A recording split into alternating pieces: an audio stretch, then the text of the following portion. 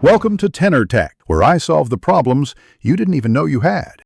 You begin by getting into the router interface. This is where usage is tracked.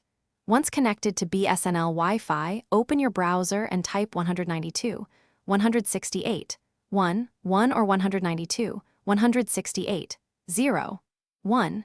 Enter the admin username and password. Make sure to use the correct case. If you changed credentials before, use those instead. You're now inside the router. Locate the main dashboard, because that screen will point to traffic, clients, or statistics sections where data. Once on the dashboard, look for status, traffic meter, or bandwidth sections. The labels vary by firmware.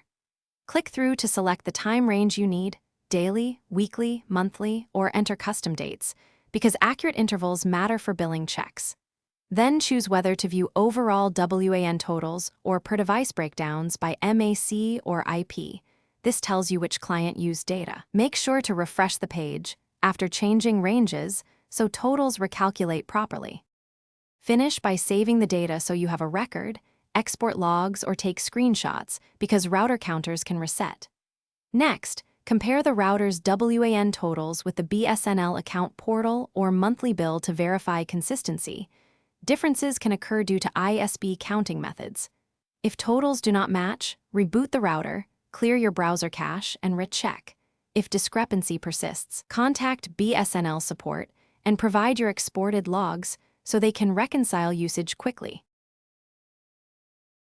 Thanks for watching. Subscribe to keep your life in tune.